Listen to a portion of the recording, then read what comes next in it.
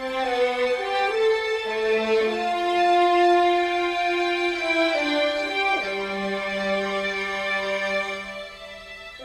Gran Guerra y la formación del siglo XX.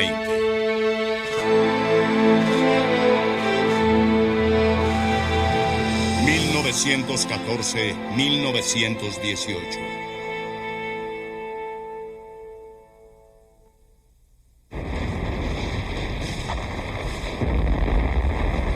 En una de las últimas noches de la Primera Guerra Mundial, una compañía de soldados se refugió del fuego enemigo.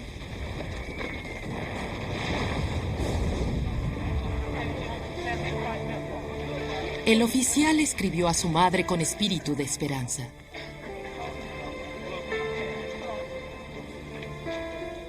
Querida madre, es tan denso el humo en este sótano que difícilmente veo con una vela a 30 centímetros de distancia. Y somos tantos adentro que solo puedo moverme con empellones, saltos y señas. A mi izquierda, el comandante de la compañía ronca en una banca.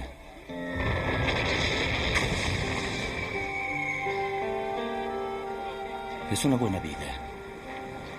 Estoy más lejos de ti, querida madre, que del lúgubre brillo de las armas allá afuera y del ruido vacío de las balas.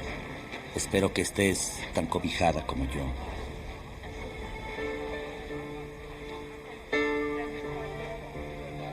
Y a la vez tan serena en tu habitación como yo estoy aquí. Estoy seguro que nunca tendrás un grupo de amigos tan buenos como los amigos que yo tengo a mi lado.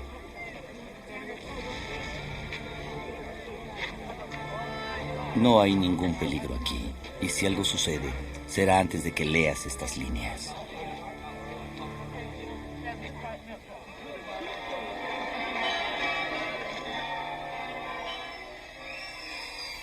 Dos semanas después, los cañones de la guerra se silenciaron. Era la 11ª hora del 11º día del 11º mes de 1918.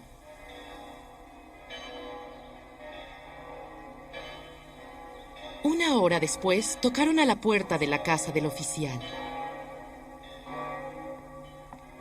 Mientras los vecinos celebraban el final de la guerra, la madre del oficial recibió un telegrama. En la última semana de la guerra, durante un ataque a las líneas alemanas, su hijo había muerto. El soldado muerto, teniente Wilfred Owen, de 25 años, era tan solo un hombre de toda una generación perdida. 9 millones de personas murieron durante 4 años de guerra mundial, en los que la gente, la tierra y las naciones cambiaron para siempre. Los años de 1914 a 1918 pusieron en marcha el violento siglo XX. Los años de las primeras armas químicas. El primer bombardeo masivo de civiles desde el cielo.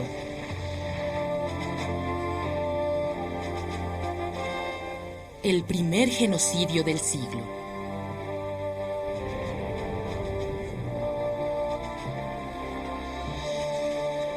Nunca en la historia había habido tantos hombres armados.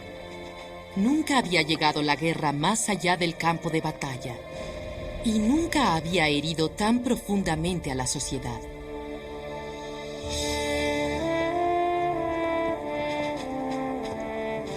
«80 años escritos en diarios, cartas y películas, en archivos alrededor del mundo, cuentan la historia de hombres y mujeres de los 5 continentes, para quienes esta guerra fue un momento definitivo en su vida.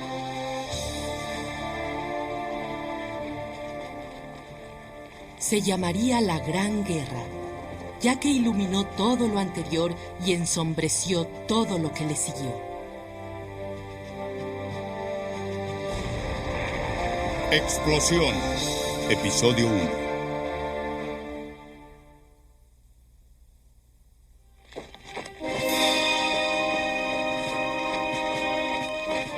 La búsqueda de los orígenes de la Gran Guerra nos lleva a Alemania.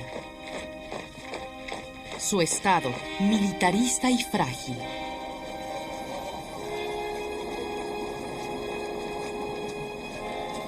Su gente, moderna, industriosa y decidida a mejorar su posición en el mundo. Sus generales, obsesionados con la grandeza, estaban inseguros de la posición de Alemania como una potencia imperialista. Todas las tensiones estaban representadas por un hombre.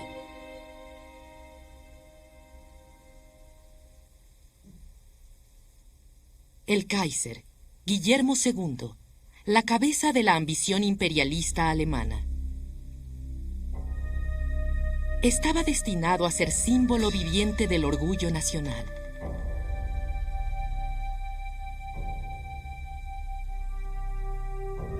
Un papel difícil para un hombre lisiado, que por un accidente al nacer no podía oír bien, no tenía buen equilibrio y no podía usar un brazo. Lo que la medicina no pudo sanar debía ser llevado a cabo por medio de la disciplina. El tutor del niño, el doctor George Hinspeter, no debía tener consideraciones con su alumno. Tenía que obligar al niño a montar con la postura de un verdadero guerrero alemán. Cuando el príncipe tenía 8 años, un lacayo tenía que guiar a su caballo de la rienda, ya que era tan malo su equilibrio que su inestabilidad causaba una terrible ansiedad al príncipe y a los otros.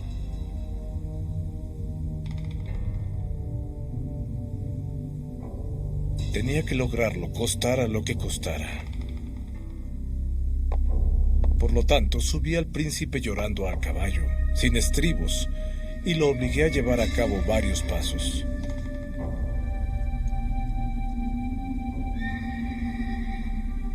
Se caía continuamente. Y otra vez, a pesar de sus súplicas y su llanto, lo levantaba y lo subía al caballo de nuevo. Después de semanas de tortura, la difícil tarea tuvo éxito. Encontró el equilibrio.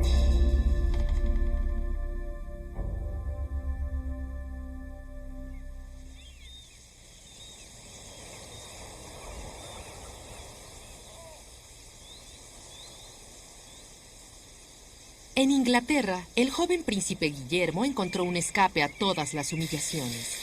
Como nieto de la reina Victoria, visitaba con frecuencia la casa de su abuela en Osborne, en la isla de Wight.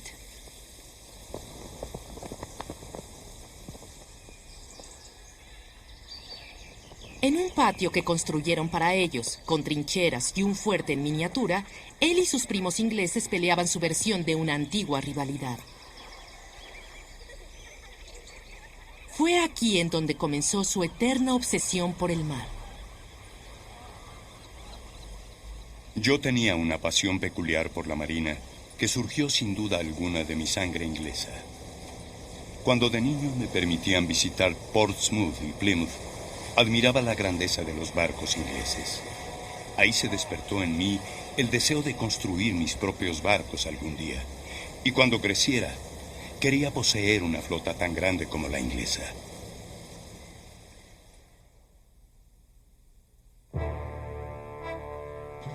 Cuando Guillermo se convirtió en el emperador de Alemania en 1888, a la edad de 29, sus inseguridades de la niñez se reflejaron en los asuntos de Estado de Alemania.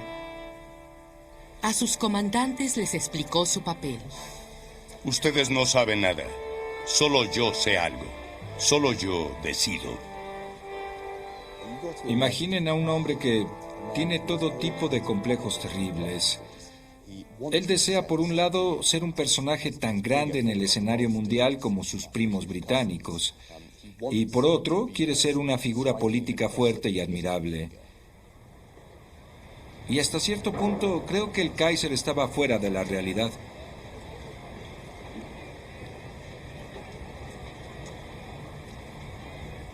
Los sueños de Guillermo de una gran flota naval fueron explotados por los almirantes alemanes que deseaban igualar el poder marítimo de Inglaterra. Para 1905 comenzaron a construir una enorme flota de buques de guerra. En el nombre del poder imperial y del progreso, Guillermo logró motivar a su gente. El Kaiser fue conocido en todo el mundo como el símbolo de la nueva Alemania. Y representaba este cambio en forma asombrosa, representaba su militarismo pasado de moda. Representaba una ambición indirecta y un deseo de dominación que nadie podía definir bien.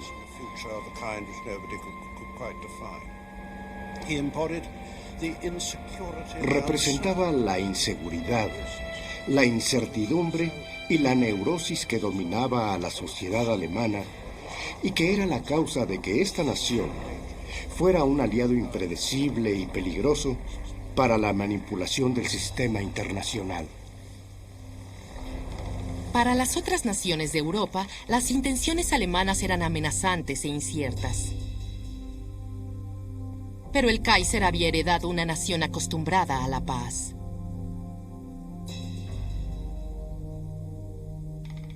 El astuto trabajo diplomático del canciller Otto von Bismarck había mantenido a Alemania en paz desde 1871.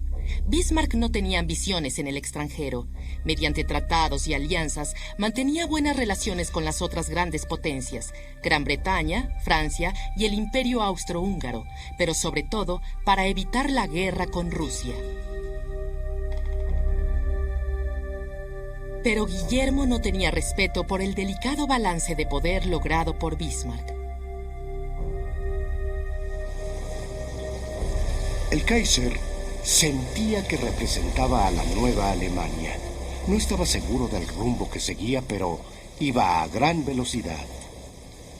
Guillermo retiró a Bismarck de su puesto y olvidó los tratados. La expansión militar reemplazó a la diplomacia. La noticia de que Alemania construiría una flota naval convirtió a Inglaterra, que era un aliado potencial, en un enemigo potencial. Y para 1912, la expansión masiva del ejército lo convirtió en el más poderoso de Europa, desafiando a Rusia y a Francia. Alemania solo contaba con un aliado confiable, el frágil imperio austrohúngaro, gobernado por el anciano emperador Francisco José. Alemania se sintió cada vez más desprotegida y tan insegura como su gobernante.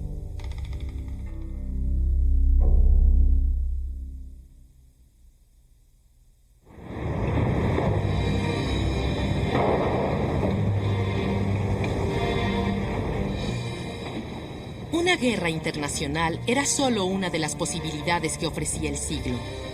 Otros descubrimientos señalaban hacia un futuro muy diferente. Una revolución tecnológica se desarrollaba en el mundo occidental. La electricidad convirtió la noche en día. El automóvil cambió la velocidad del mundo. El avión desafió a la gravedad.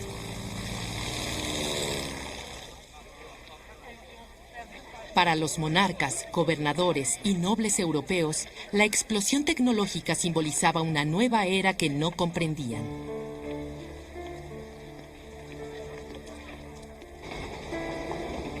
Pero la vida de la gente común era afectada de manera profunda. Un cambio fundamental se llevaba a cabo en sus expectativas, su trabajo y su mundo.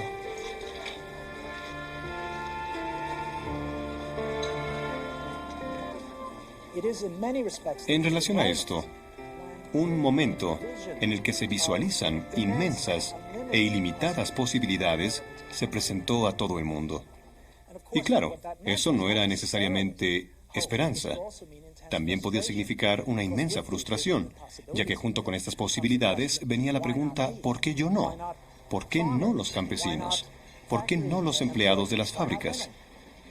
¿Por qué no las mujeres? Estos dos elementos de inestabilidad del poder, de desigualdad entre aquellos que tenían y los que no tenían, entre los que estaban dirigiendo la función y los que sentían que tenían que dirigirla, propiciaron esa asombrosa sensación de una tormenta que se acercaba en 1914. ¿Qué clase de tormenta? Nadie lo sabía, pero sabían que vendría. La dinámica del cambio se desarrollaba más rápidamente que el orden político que se suponía debía controlarla. En Inglaterra había serios conflictos causados por la injusticia social. y en todos los encabezados aparecían las discusiones sobre el derecho al voto de la mujer. Tenía la idea de que las mujeres no debían votar por miles de razones. Una de ellas era que el cerebro de las mujeres era más pequeño que el del hombre, por lo que no podía tomar decisiones de tipo político cuando había elecciones, que no estaba dentro de su capacidad intelectual el tomar ese tipo de decisiones. Esto suena ridículo ahora, pero era algo que hasta las personas más inteligentes creían firmemente. Las manifestantes lucharon por el derecho al voto de las mujeres inglesas.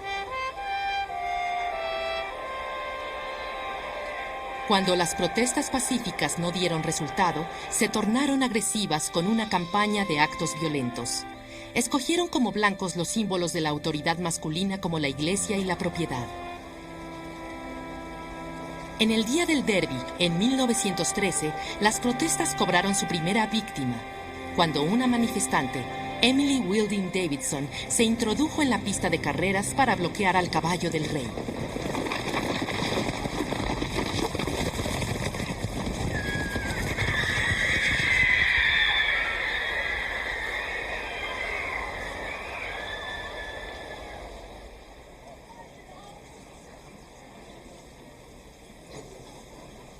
El gobierno británico comenzó una campaña para callar a los inconformes.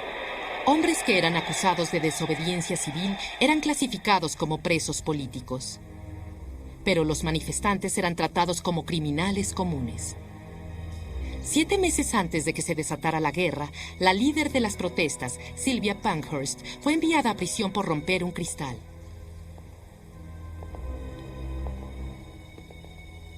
Me consolaba un sentimiento de satisfacción personal. Me había sobrepuesto a la indecencia de la tortura por tanto tiempo. Mi voz, con tono alto y extraño, gritaba que era injusto que 4 de nosotras tuviéramos que estar 5 meses presas por culpa de una pequeña ventana que no valía nada. Que el gobierno se había cobrado con carne humana y mucho más. Que esta tortura había durado tantos años y mujer tras mujer había sido lastimada y destruida. Y todo porque un grupo de hombres no estaban de acuerdo. Como un muro de sólida y cruel obstinación, y nunca cederían. Algunos por defender sus trabajos y otros solo por orgullo.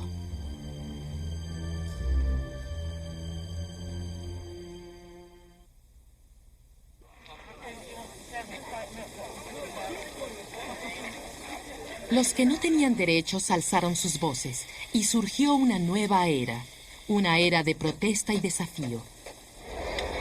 La nueva insignia del socialismo era una causa revolucionaria que iba en aumento. El socialismo trataba de resolver necesidades básicas, salarios, explotación, condiciones terribles de vida. El líder en Francia era Jean Jaurès, un socialista que dominaba el movimiento revolucionario.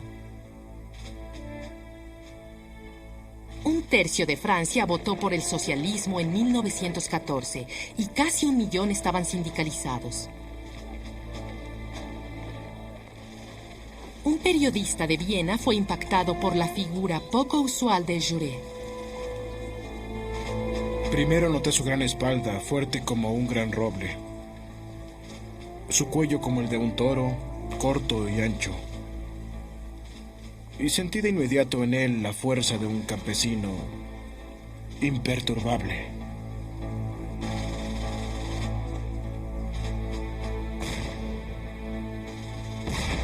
Jaurès vio la carrera armamentista de Europa como una amenaza para la justicia social.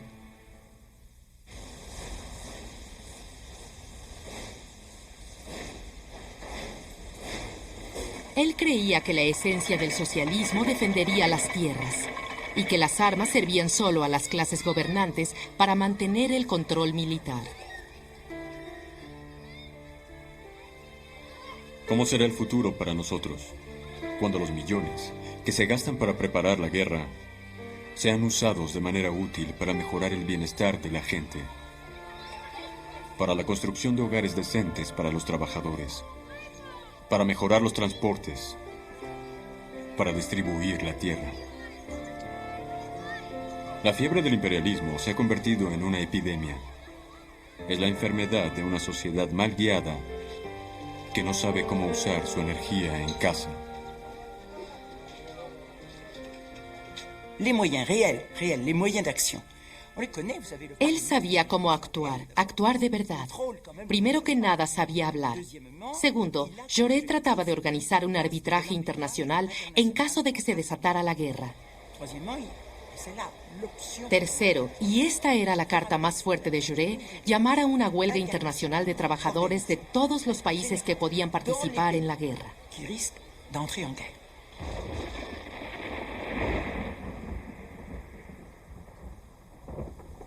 En 1912, Jean Jaurès organizó un congreso socialista de emergencia en Suiza.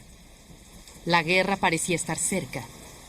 Riñas locales en los Balcanes, entre los eslavos y los austriacos, amenazaban con convertirse en un conflicto a gran escala. 500 delegados de 23 naciones llenaron el atrio de la Catedral de Basilea.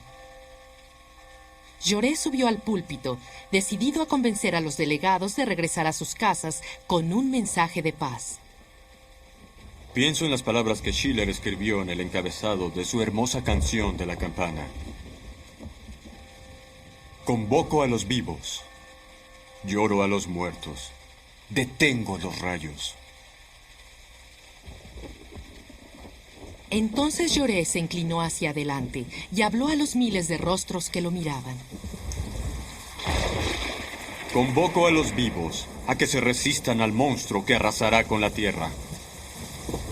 Lloro por todos los muertos que ahora yacen en el este, cuyo olor putrefacto nos llena de remordimiento.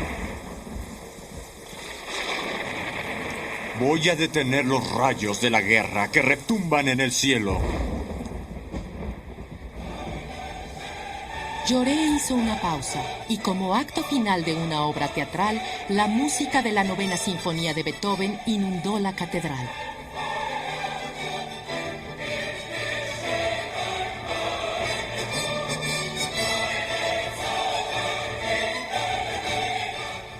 Salgamos de aquí, comprometidos a favor de la paz y la civilización.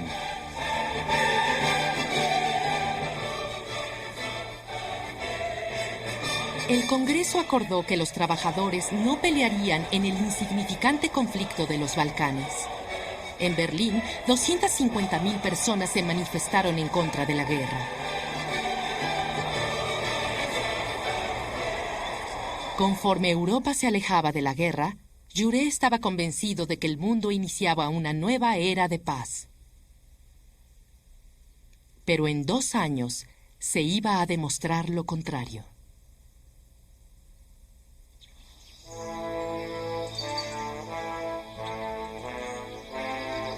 Las fuerzas del cambio estaban ignorando sociedades que habían vivido por siglos. En Rusia, el zar Nicolás II de la dinastía Romanov representaba un mundo que en apariencia era impenetrable. Pero ahora, Rusia también estaba al borde de una nueva era. Las comunicaciones, yo creo, ampliaron la visión de la gente, sin duda, con respecto a las posibilidades y sobre lo erróneo de la situación que se vivía. Y también se podía decir que un gran número de campesinos que vivían en los lugares apartados de Rusia pensaban que su querido y pequeño padre, el zar, los protegería de la nobleza y de sus propios burócratas. Pero cuando los telégrafos se extendieron y los periódicos también, y los campesinos aprendieron a leer y los revolucionarios socialistas visitaron sus aldeas, estas ideas se debilitaron.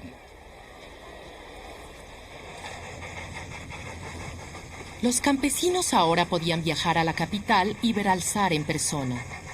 El escritor Máximo Gorki escribió sobre la experiencia de un campesino que conoció a Nicolás en 1902.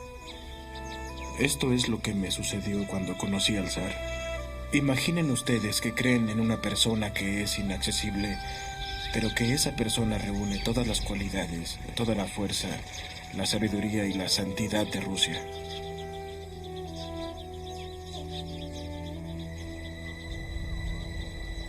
Y de pronto, a causa del destino, te encuentras frente a frente con esta persona y te das cuenta con tristeza y miedo que él no es lo que suponías. El brillo y el esplendor están ahí, pero son una ilusión. Lo que vi frente a mí no fue el zar de mi imaginación ni el soberano de mis sueños. No era un hombre grande, solo un hombre pequeño y con piernas ordinarias.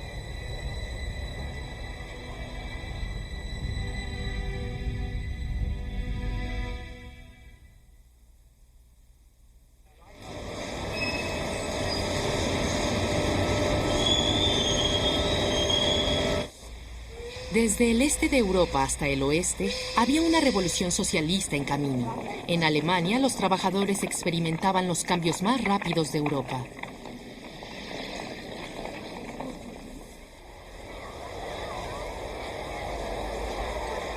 En tan solo 30 años, Berlín se había transformado de una aldea de 700.000 habitantes en una metrópoli mecanizada de más de 2 millones.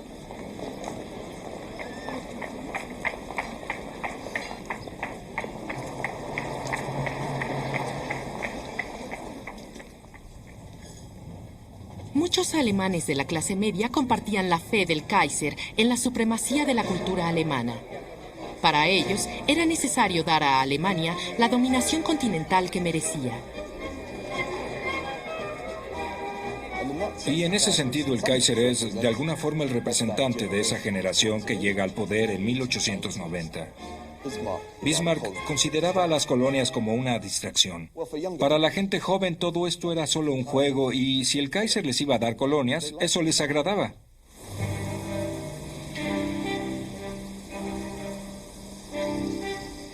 Los trabajadores alemanes eran grandes militantes y estaban muy bien organizados. El poder de los trabajadores ahí era más que un vago ideal. Había encontrado su expresión real en el Partido Socialista con 1 millón de militantes, que ahora estaba listo para desafiar al Estado. La vieja sociedad soñaba con la gloria imperial. Sus rivales exigían la igualdad. Esto creaba una mezcla extremadamente explosiva en donde la nación más poderosa del mundo, Alemania, tenía el movimiento revolucionario más poderoso del mundo, el Partido Socialista Democrático Alemán. Y es en función del factor de cambio y del factor de urbanización que se dieron ambos, esta impresionante militarización y el crecimiento del poder militar y la proletarización surgida del poder de la clase trabajadora, y ambos se desarrollaron juntos. El Kaiser tuvo demostraciones en su cumpleaños, el Partido Socialista Democrático tuvo demostraciones el 1 de mayo, y ambas fueron grandes. No era sorprendente que cualquiera que viviera en Alemania considerara esta como la más dinámica, la más robusta y la más aterradora nación del mundo. Los acaudalados alemanes que controlaban el país veían al socialismo como una fuerza siniestra. El socialismo amenazaba su prosperidad y podía impedir que Alemania se convirtiera en una potencia mundial. Los socialistas querían el progreso a través de la paz. La clase en el poder no estaba de acuerdo. Una de las ambiciosas ideas de los años previos a 1914 es el darwinismo social, en el que se aplican las ideas de Darwin acerca de la selección natural a la sociedad humana y se llega a la conclusión de que la única forma en que la sociedad humana puede avanzar y progresar es siendo sometida periódicamente a la prueba más terrible, la guerra, en donde los débiles se vuelven más débiles y son sustituidos, quedando solo los más aptos. Un hombre que presintió la creciente tensión de Alemania antes de la guerra fue el pintor de 28 años, Ludwig Meitner. Entre el temor de la guerra y la revolución, Meitner vivió y trabajó en Berlín en un ático, pintando de noche con una lámpara de gas.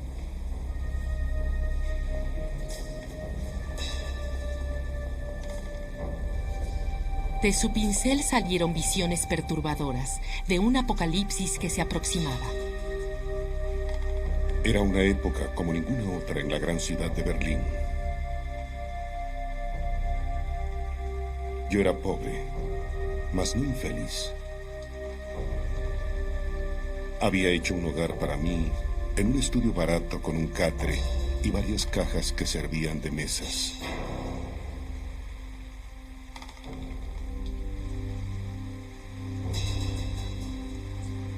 La comida era un asunto sin importancia, pero los lienzos parecían los artículos más valiosos que había. Estaba enamorado de ellos y no me daba pena besarlos antes de pintar esos paisajes siniestros.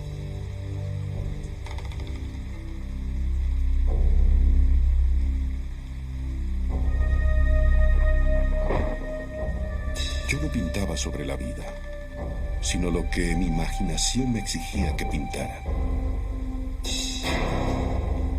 Me sentía como un perro corriendo en una cacería salvaje, kilómetro a kilómetro buscando a su amo. Una pintura terminada que reflejaba la ruina apocalíptica.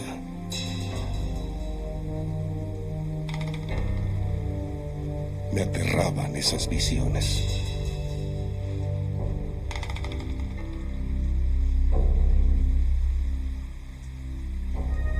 Otros artistas, músicos y escritores de Europa compartían la idea de Meitner de que el gran cataclismo estaba cerca.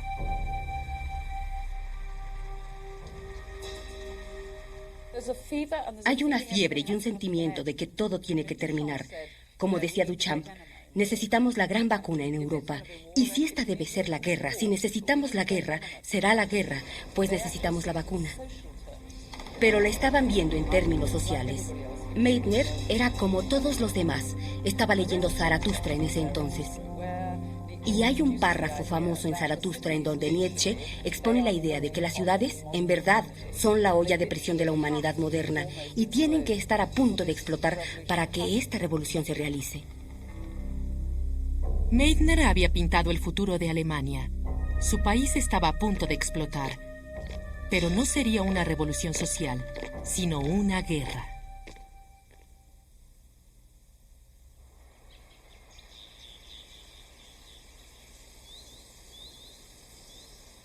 En 1914, la situación estaba otra vez muy tensa en la región de los Balcanes. Estas tensiones marcarían el destino del mundo. El imperio austriaco era una mezcla de nacionalidades, entre los que había serbios. Algunos querían separarse y unirse al reino independiente y en auge de Serbia.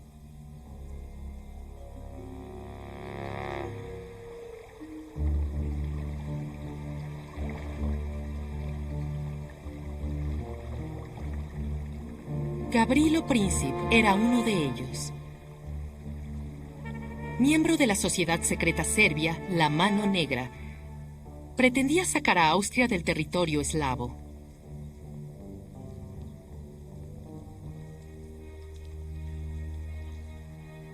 El 28 de junio de 1914, el heredero del trono austriaco, archiduque Francisco Fernando, fue en una visita oficial a la ciudad de Sarajevo con su esposa.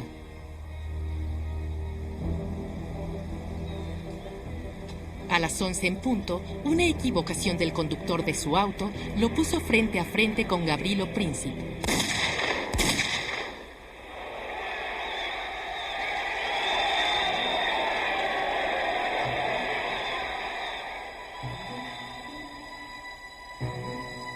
El asesinato del heredero al trono fue un gran insulto para el gobernante austriaco, el emperador Francisco José. Austria envió un ultimátum diseñado para humillar a Serbia. Uno de los puntos exigía una investigación para determinar la responsabilidad de Serbia en el asesinato. El rechazo de este punto era el pretexto que Austria había estado esperando para invadir. Los austríacos enviaron un ultimátum a Serbia, suponiendo que los serbios lo rechazarían. Y los austríacos podrían entonces declararles la guerra y acabar con ellos. Sin embargo, se dieron cuenta de que si lo hacían, había un gran riesgo de que Rusia se colocara del lado de los serbios. Por eso, antes de enviar este ultimátum, los austríacos se protegieron, es claro, visitando Berlín y obteniendo de Alemania lo que se conoce como un cheque en blanco. Esto es, prosigan y los apoyaremos, tan lejos como quieran. Y los alemanes les dieron el cheque en blanco porque creyeron que no les convenía ver a su único aliado en Europa humillado y destruido. Al dar a Austria un cheque en blanco, Alemania había comenzado a establecer un sistema de alianzas. Dos grandes poderes, Austria, Hungría y Alemania, se habían aliado en contra de otros dos grandes poderes, Rusia y Francia. La guerra entre Austria y Serbia significaba la guerra entre Austria y Rusia. Esto significaba la guerra entre Rusia y Alemania, que significaría la guerra entre Alemania y Francia. El escenario estaba preparado. Mientras más se acercaba la posibilidad de una guerra internacional, el gobernador francés Jean Jaurès se sintió incapaz de reunir a los socialistas para buscar la paz. Viajó en un tren con destino a París y agotado se quedó dormido.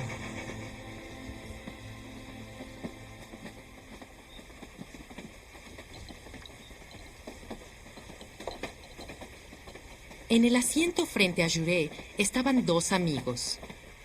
Los dos miraban su rostro fijamente mientras dormía. Todos aquellos afortunados que conocieron a Jaurès en persona siempre fueron inspirados por su sentido del humor y su vitalidad inagotable. Pero ahora nos parecía que estaba muy triste, lleno de dolor, provocado por la clara visión de la desgracia que estaba por sacudir a la humanidad.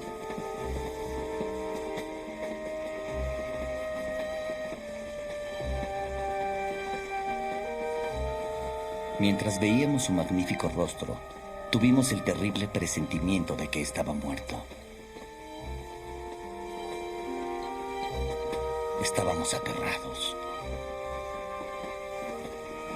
Muy a menudo me había preguntado, ¿qué haríamos si lo perdiéramos?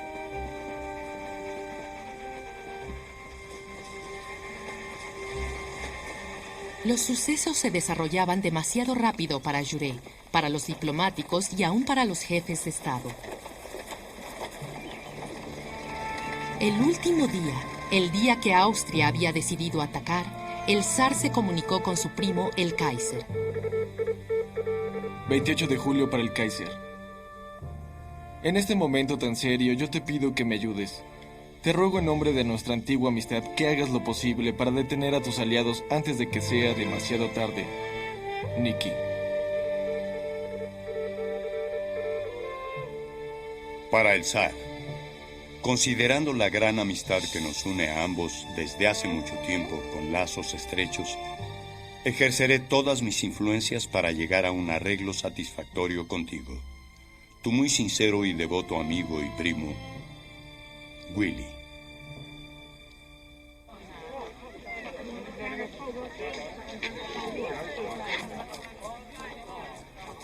El Kaiser básicamente quería evitar la guerra mundial. Era evidente que el Kaiser estaba lejos de ser la autoridad suprema en Alemania, lo cual no importaba porque en efecto el jefe del gobierno dijo, lo siento mucho, señor, pero habrá una guerra de cualquier forma. El 29 de julio de 1914, Austria atacó a Serbia.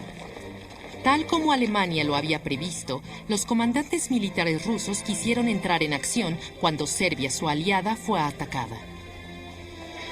Al día siguiente, el Consejo del Zar le dijo que no había otra opción. Rusia se tenía que movilizar.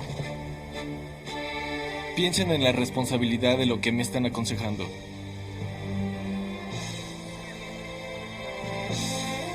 Piensen en los miles y miles de hombres que serán enviados a su muerte.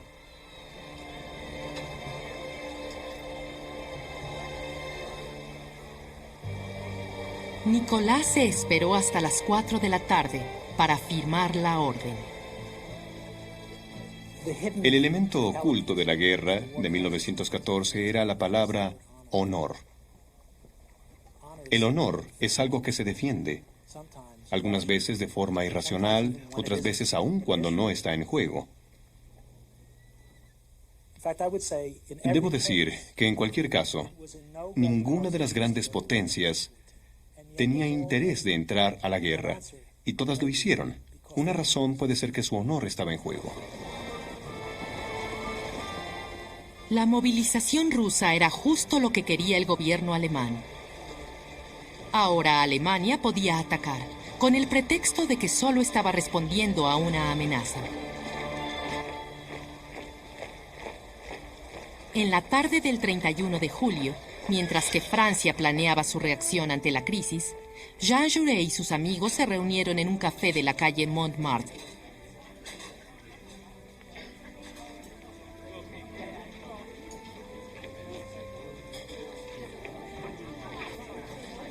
El grupo se sentó en una mesa cerca de la ventana. Todos escuchaban la opinión de Jaurès con respecto a la guerra. Le puse mucha atención mientras nos daba su opinión acerca de la humanidad y de lo que vendría. La expresión de su rostro podía haber sido pintada por Rembrandt. Mientras Jaurès hablaba, un hombre desde la calle lo miraba. Era Raoul Villain, un patriota que se emocionaba ante la posibilidad de una guerra que creía que Jaurès trataba de impedir. Mientras Villain observaba, un hombre de una mesa cercana le mostró a Jaurès una fotografía de su hija.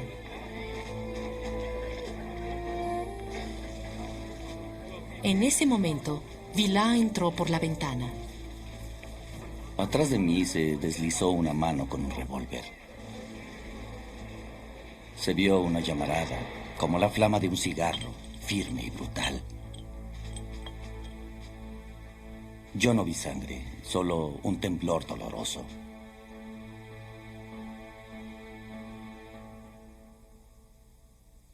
Hubo un silencio. Entonces oí un grito estremecedor. Después vinieron 4 palabras gritadas, susurradas, repetidas una y otra vez. Han matado a Jaurès. Han matado a Jaurès.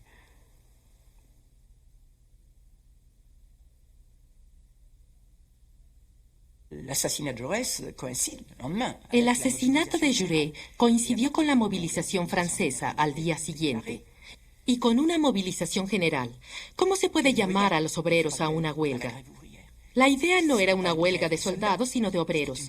Pero ahora todos los obreros eran soldados. Entonces, ¿cómo convocarlos a una huelga? Una huelga internacional era la única esperanza de Jaurès. El único hombre que apoyaba esa opción en Francia era Jaurès. No sabemos si lo hubiera podido lograr en julio de 1914. Pero lo cierto es que no lo logró. No lo hizo. La muerte de Jaurès marca una línea. Todos pensaron, Jaurès está muerto, entonces habrá guerra. Eso fue lo que dijeron. El 4 de agosto, los alemanes atacaron Francia, invadiendo Bélgica. La Gran Guerra comenzó con la movilización de Inglaterra.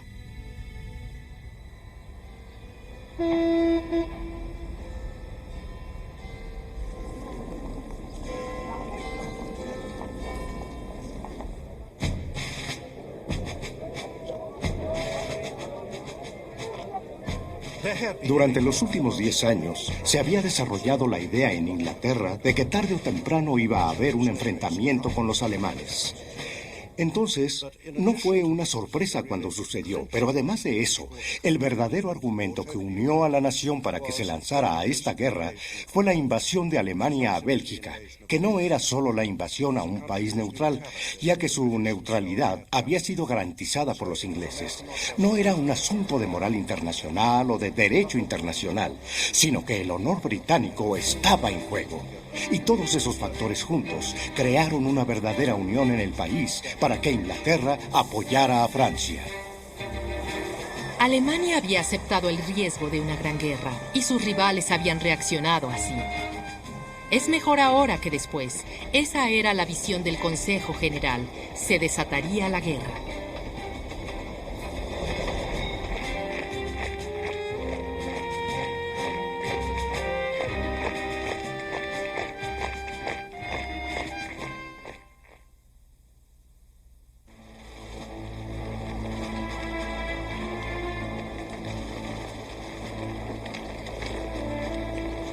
Cuando las noticias de la guerra llegaron a las ciudades de Europa, miles de personas se lanzaron a las calles.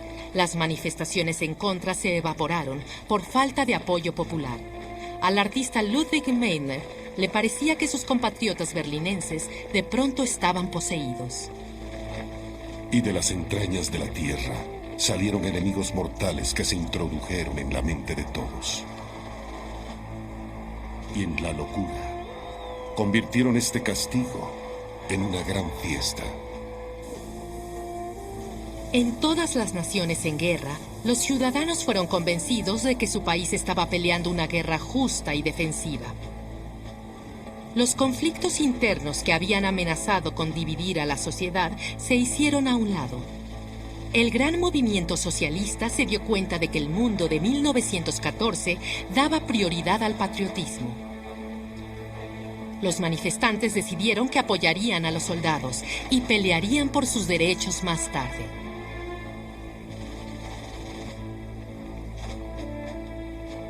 El desastre estaba por llegar a las monarquías del continente. La nobleza perdería el poder. Zares, kaisers, emperadores.